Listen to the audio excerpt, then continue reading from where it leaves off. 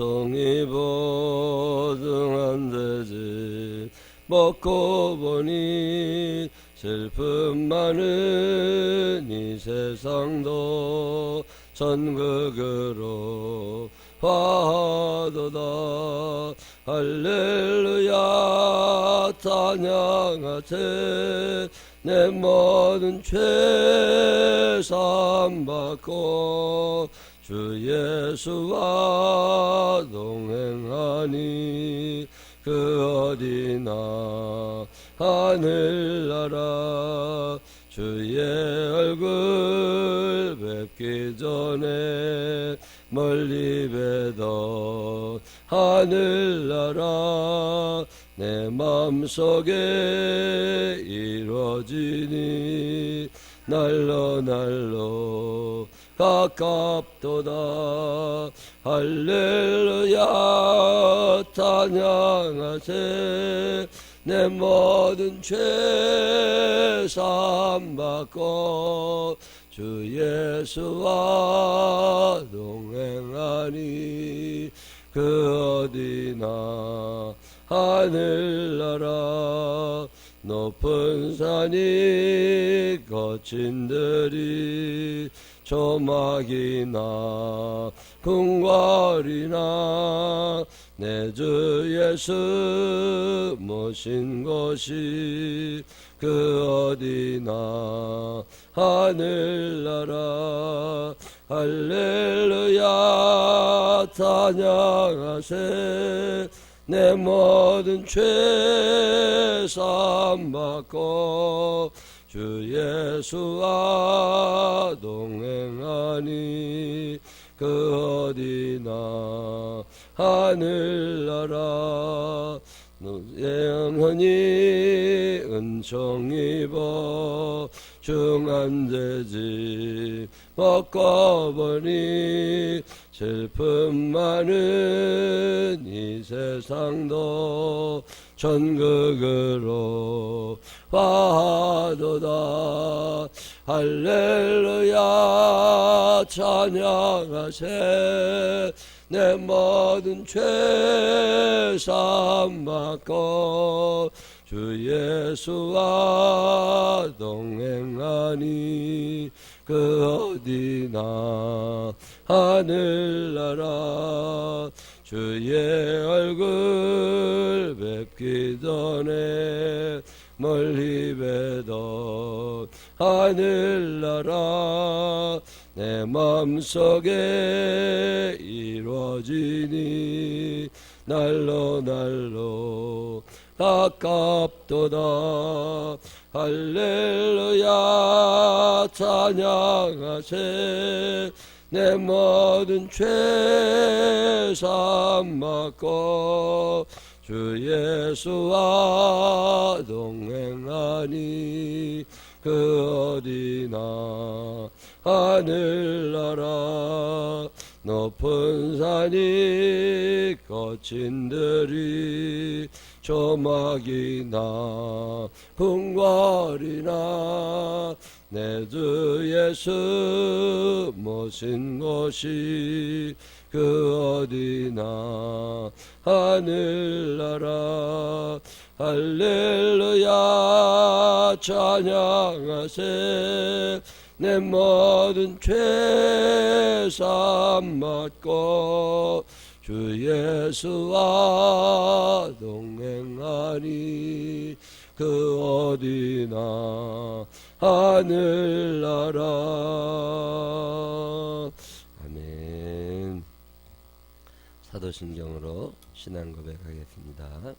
전능하사 천지를 만드신 하나님 아버지를 내가 믿사오며 그 외아들 우리 주 예수 그리스도를 믿사오니 이는 성령으로 잉태하사 동정녀 마리아에게 나시고 본디오 빌라도에게 고난을 받으사 십자가 못 박혀 죽으시고 장사한 지 사흘 만에 죽은 자 가운데서 다시 살아나시며 하늘에 오르사 전능하신 하나님 우편에 앉아 계시다가 저리로서 산다와 죽은 자를 심판하러 오시리라.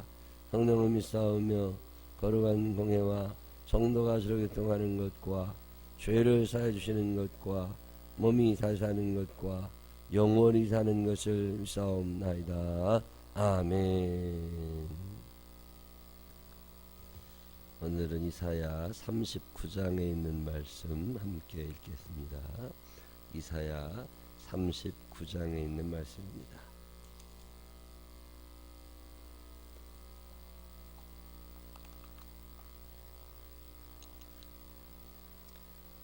그때에 발라단의 아들 바벨론 왕 모르닥 발라단이 히스기야가 병들었다가 나았다 함을 듣고 히스기야에게 글과 예물을 보낸지라.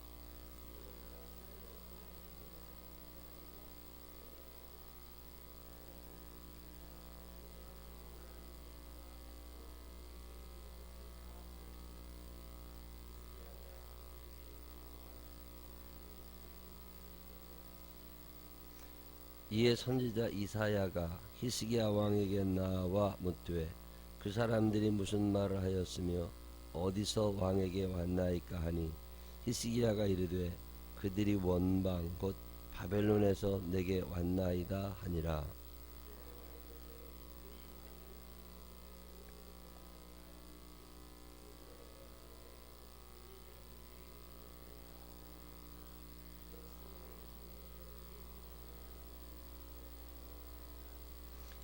이사야가 히스기야에게 이르되 왕은 만군의 여호와의 말씀을 들으소서.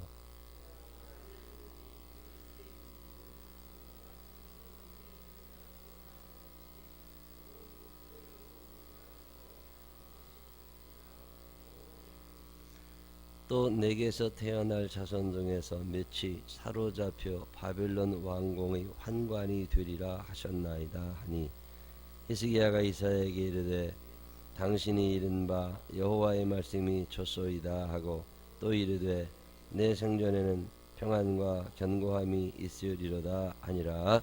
아멘. 살아계신 하나님의 은총이 우리 모두 함께 하시기를 주님의 이름으로 축원합니다. 히스기야라는 사람 얘기 오늘 좀 하려고 합니다.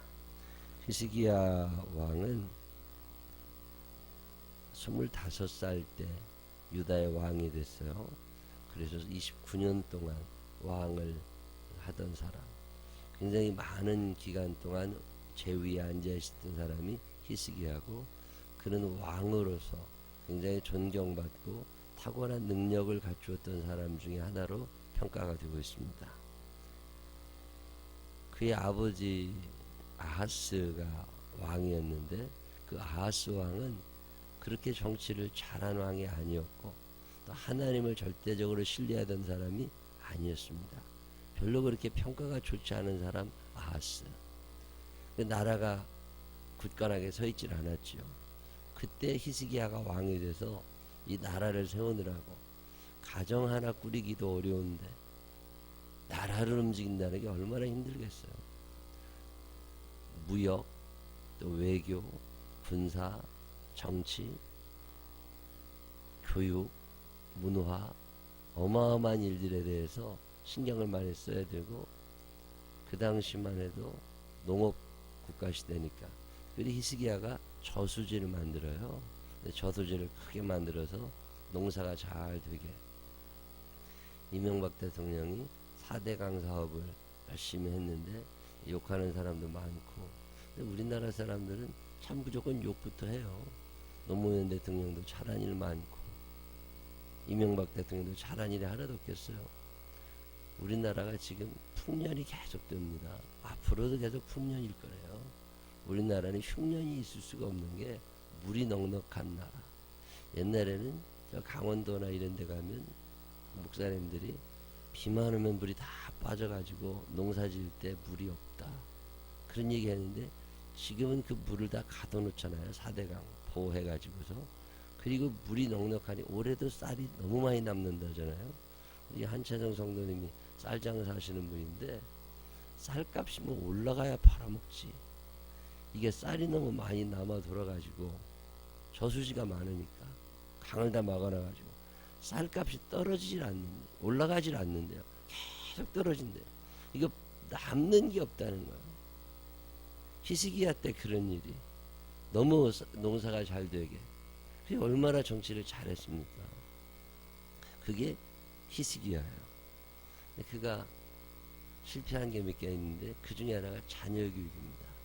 그의 아버지 아하스가 별로 신통치 않은 사람이었던 것처럼 히스기야의 아들 므낫세가 이스라엘을 무너뜨리는 결정적인 역할을 하는 악한 왕이 돼요. 왜 이런 일이 그렇게 일어날까? 히스기야는 아수르와의 전쟁에서 엄청난 대군이죠. 그 아수르, 그 당시 세계를 제패하던 아수르에게 무너지지 않은 나라가 됐고, 그가 병에 걸렸을 때 하나님 앞에 기도함으로 병 고침을 받은 사람이 되고, 히스기야와 관계된 좋은 이야기들이 참 많이 나와 있습니다.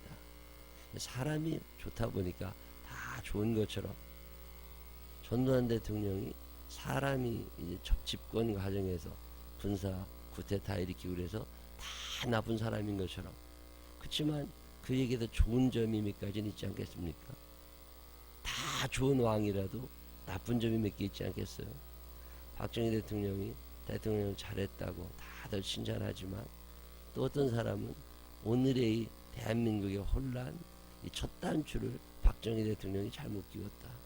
그래서 나라가 급성장하고 있었지만 이제 성장통으로 한동안 신음하게 될 거다. 뭐 별소리를 다 하니까. 히스기야도 마찬가지예요.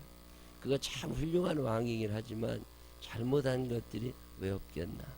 오늘 이 39장에는 히스기야의 아주 결정적인 실수 몇 가지를 적어 놓습니다. 완벽한 사람은 없어요. 온전한 사람 참 없습니다. 사람은 흠이 많은 사람. 이 히스기야는 다 잘했는데 그래 복을 참 많이 받았습니다. 근데 그 복을 누리지를 못했어요. 가만히 보면 복을 받는 사람이 있고 복을 누리며 사는 사람이 있습니다. 어떤 사람은 열심히 해가지고 열심히 모아놨는데 그리고 뭘 좀 하려고 그러니까 죽었어.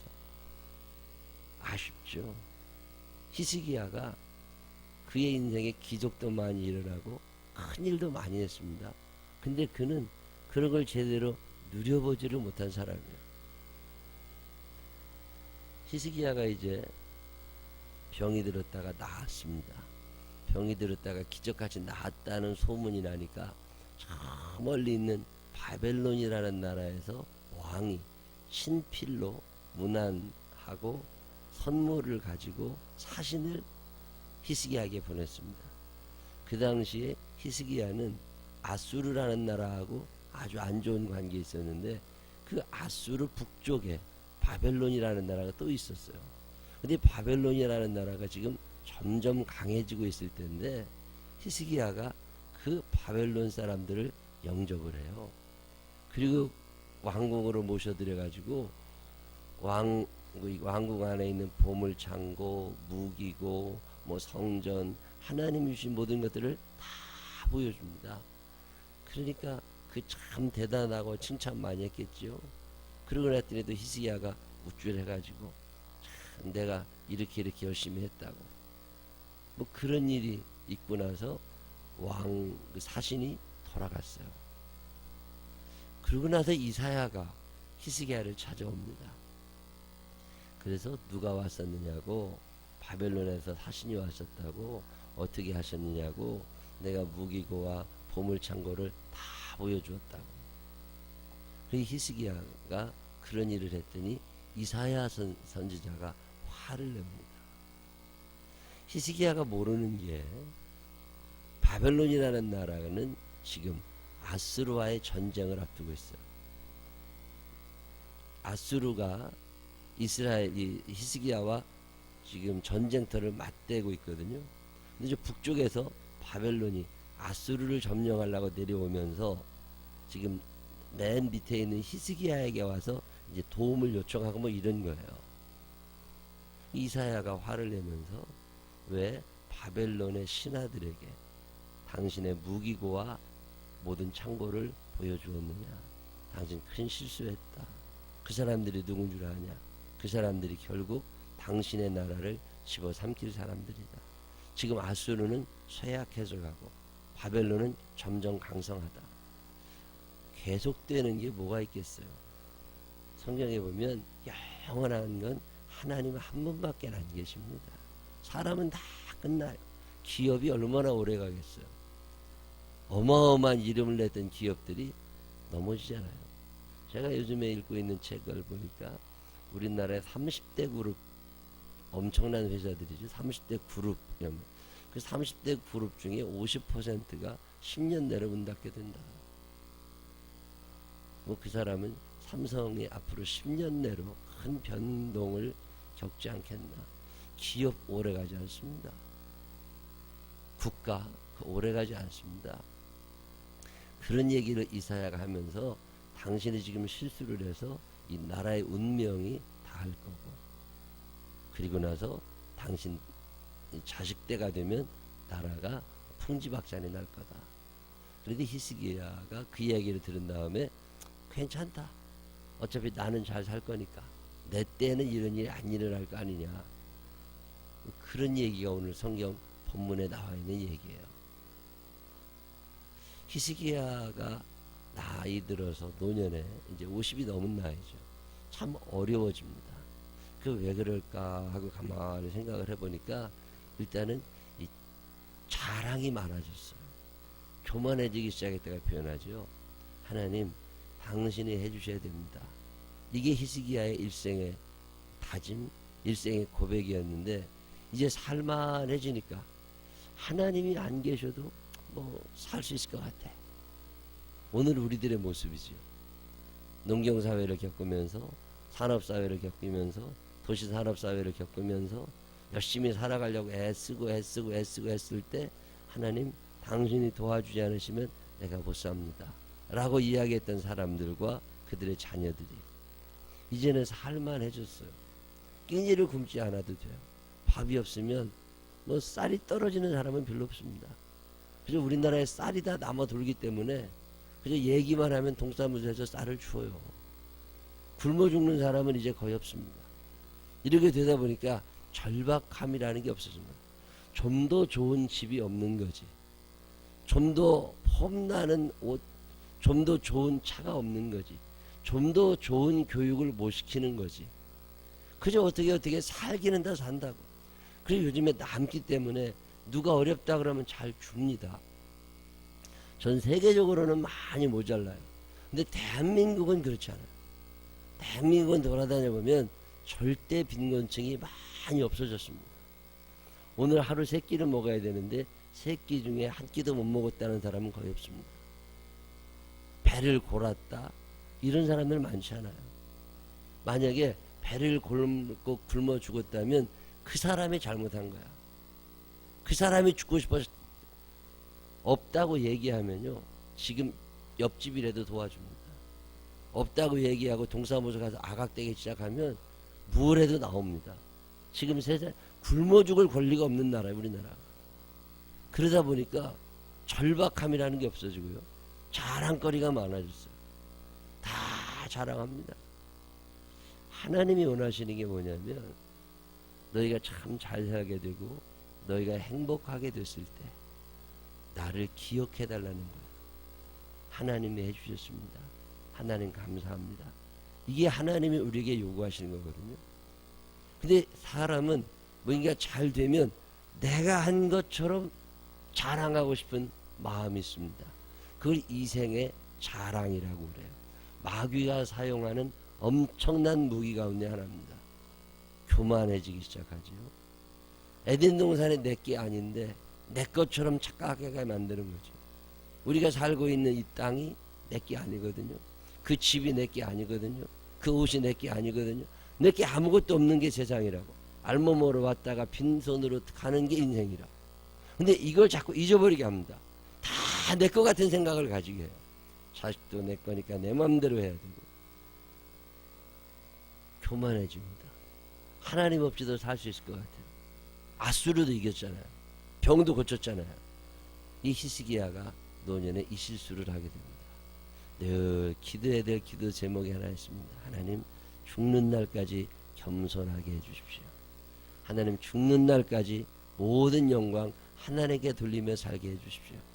늘 우리의 입술에서 끊어지지 않고 나와야 되는 고백이 하나님 당신이 해주셨습니다. 이거 하나님이 참 좋아하시는 고백이에요. 근데 우리는 내가 뭘 한 것 같아. 그 일이 꼭 필요했다면 하나님이 굳이 나를 사용하지 않으셔도 됩니다. 나보다 능력 많은 사람 많고 나보다 훌륭한 사람 많아요. 근데 하나님이 나를 사용하셔서 이 일을 하셨어. 하나님 참 감사합니다. 제가 하나님께 쓰임받았습니다. 하나님이 나를 통하여 이 일을 하셨습니다. 이런 고백을 하나님이 좋아하시는데 히스기야가 이걸 못한 거예요. 뿐만이 아닙니다. 어울려서는 안 되는 사람들과 어울리기 시작해요. 타락이라고 하는 것은요, 하루아침에 일어나는 게 아니라 내 주변에 있는 사람이 바뀌기 시작합니다. 친하게 지냈던 사람, 어려울 때 함께 지냈던 사람들도 있지만 만나서는 안 되는 사람들을 자꾸 만나기 시작해요. 바벨론에서 사신이 왔습니다. 그 사람들은 왕궁에 들이면 안 되는 사람들이에요. 그 사람들은 간첩들입니다. 근데 히스기야가 이 교만해지게 되면요, 우쭐해지게 되면요, 내가 다 통제할 수 있을 것 같은 생각이 들어요. 그래서 허점을 보이게 됩니다. 어울려서는 안 되는 사람들하고 어울리기를 시작해요. 아담과 하와가 뱀과 어울리기를 시작하니까 선악과를 따먹게 됩니다. 어울려서는 안 되는 사람들하고 친해지게 되면 사람은 서서히 무너지기 시작해요. 자녀들이 잘 되기를 바라거들랑 그 자녀들이 누구와 함께 지내는가를 늘 확인하세요. 친구가 사람을 망친다고 그러잖아요. 공연히 무너지는 게 아닙니다. 내 주변에 누가 있지? 내가 지금 어떤 사람들과 함께 놀지? 사람이 아니면 텔레비라도 보잖아요. 아니면 영화라도 보잖아요.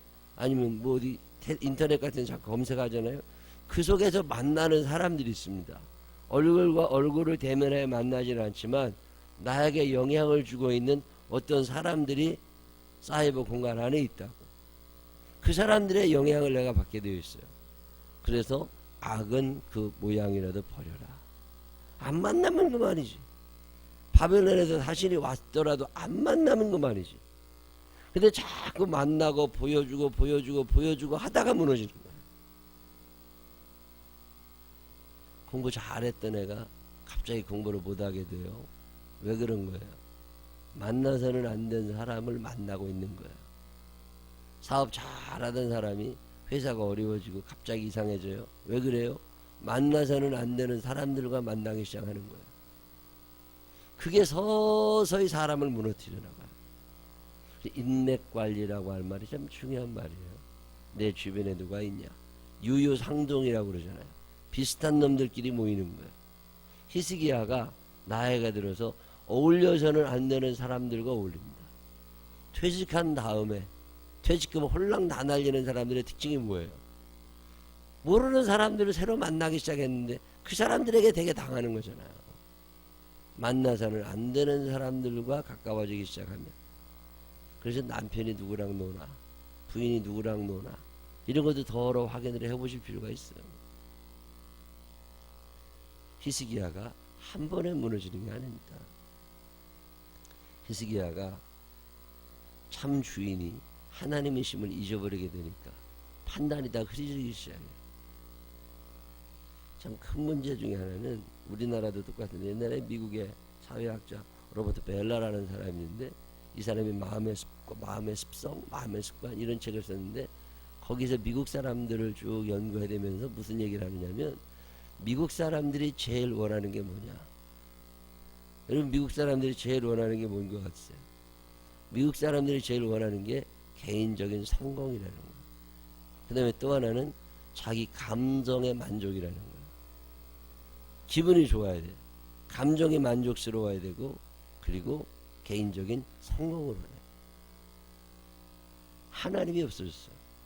같이 살아가는 거, 더불어 살아가는 거, 하나님의 뜻대로 사는 거, 이런 건 머릿속에 없어요. 지금 대한민국이 그러잖아요. 지금 이 나라가 원하는 게 뭐예요? 개인적인 성공이에요. 아버지는 망해도 괜찮아. 나만 잘 살면 돼. 아들은 어찌되든 관계없어. 나만 잘 살면 돼. 저는 결혼식을요 검소하게 좀 했으면 좋겠어요. 결혼식, 이 결혼식장에서 먹는 뷔페라는 게 보통 4만 5천 원이 넘잖아요. 지금 4만 5천 원이 넘습니다. 4만 7, 8천 원 하거든요. 그러면 그것만 드나요? 결혼식장 임대료가 또 있잖아요.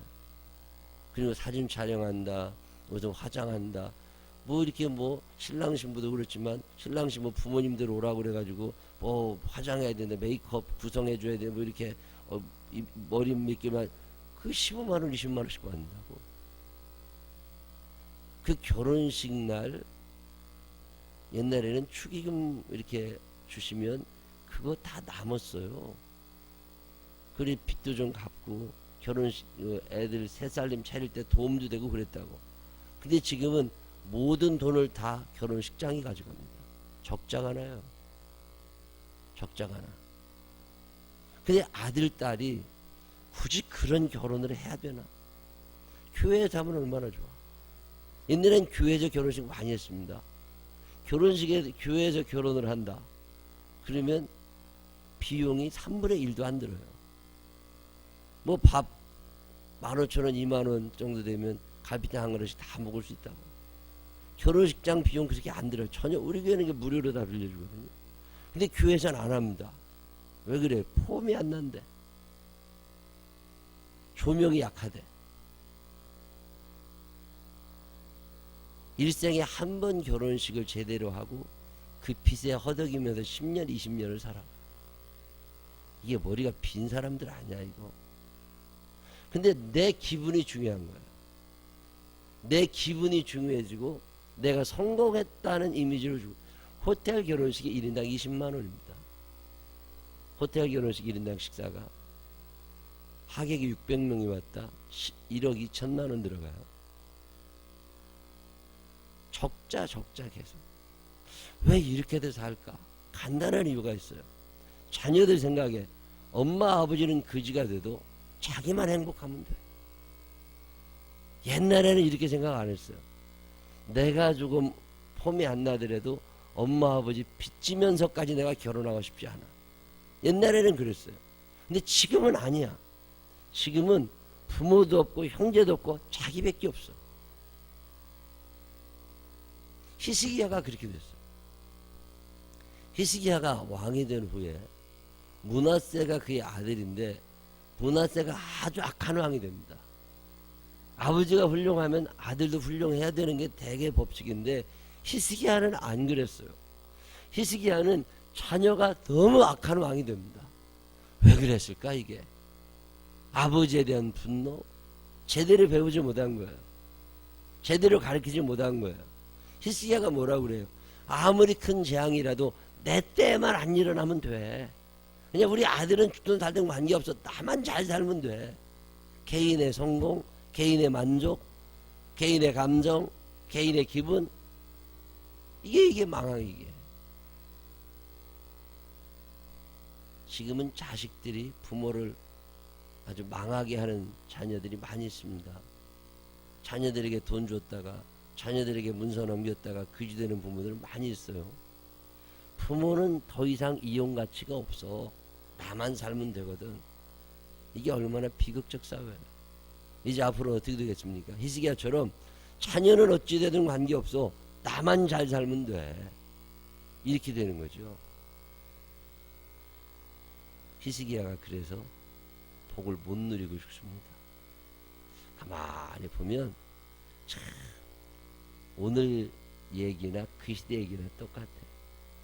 내가 너무 중요해지다 보니까, 내가 나를 자랑해야 되다 보니까 하나님의 뜻이 보이지 아니하고, 더불어 살아가고 내가 책임져 주어야 할 자녀들이 보이지 아니하고, 부모님은 보이지 않아.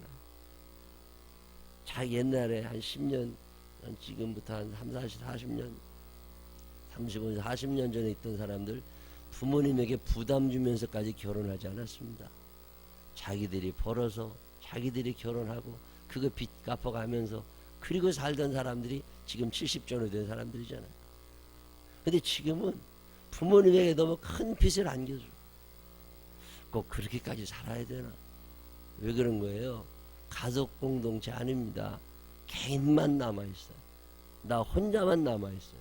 그게 히스기야가 그래서 오늘 성경 우리에게 그런 이야기를 해요. 어울려서는 안 되는 사람들과 어울리더니 히스기야가 망합니다. 하나님의 은혜를 기억하고 고백하지 아니하고 자기가 한 것처럼 까부러대더니 히스기야가 복을 누리지 못하고 무너집니다. 자녀들에 대한 책임, 이웃에 대한 책임, 가정에 대한 책임 아무것도 지지 않으려고 나이 들으니까 나 혼자만 잘 살면 돼. 이러다가 히스기야가 무너집니다. 우리라고 안 그렇겠어요? 우리라고 안 그렇겠어? 그린 하나님 앞에 성령님 도와주십시오. 내가 끝까지 믿음을 지키고 끝까지 예수님을 닮아가는 사람이 될 수 있도록 나를 지켜주십시오. 평생 겸손하게 살게 하여 주옵시고 어울리지 않아야 될 사람들과 어울리지 않게 하여 주시옵시고 책임감을 가지고 하나님께서 주시는 사명을 잘 감당하게 해주십시오. 가정에 대해서, 교회에 대해서, 교회에 대해도 우리의 책임이 있는 거라. 내가 어느 정도 책임을 감당해야 되나? 이 하나님의 몸된 교회를 내가 어떻게 섬겨야 되나? 뭐 이런 책임감이 좀 있어야 그래야 뭐인가 되잖아요. 누가 알아서 하겠지. 그러니 무슨 교회가 모양이 나겠습니까? 늘 힘들어지는 거지. 내 책임감이라는 게 있어요. 권사로서의 책임, 집사로서의 책임, 장로로서의 책임, 목사로서의 어떤 책임이 있는 거라. 이 책임감이 사라진 시대, 히스기야가 결국 그래서 무너져요. 오늘 성경은 우리에게 아주 많은 이야기를 해줍니다. 아주 짧은 몇 절이지만 히스기야의 패망을 가리켜줘요. 이 말씀이 우리들의 마음속에 좀 남아있어서 노년이 히스기야처럼 피곤한 사람이 아니라 노년이 더 아름답고 행복해지는 믿음의 사람들이 되시기를 주님의 이름으로 축원합니다. 기도하십시다. 하나님 아버지, 많이 타락하고 많이 변해갑니다. 그런 흐름에 나도 따라가야 되나? 한번 좀 깊이 생각해보게 하여 주시옵시고 나이가 들수록 존경받고 나이가 들수록 더 하나님의 형상을 닮아가고 나이가 들수록 책임감이 더 커지고 나이가 들지만 그래도 아름답게 사랑하며 살아갈 수 있는 우리 모두가 되게 하여 주옵소서. 타락하기 쉬운 시대를 삽니다. 어울리지 않아야 될 사람들과 어울리지 않게 하여 주시옵시고 성령님 가려서 만나지 말아야 될 사람들 끊어주시옵시고 하나님 아버지 함께 해주시는 가운데 늘 겸손하게 모든 영광 하나님 앞에 돌리며 살아가는 우리들이 되게 하여 주시옵소서. 무책임한 시대를 살아갑니다. 가정에 대하여 교회에 대하여 아무런 책임을 느끼려고 하지 않습니다. 하나님 아버지 어떤 책임감을 가지고 내가 좀 손해보더라도 주의 영광을 먼저 생각할 수 있는 우리들이 되게 하여 주옵소서. 예수님 거룩하신 이름으로 기도드렸습니다. 아멘.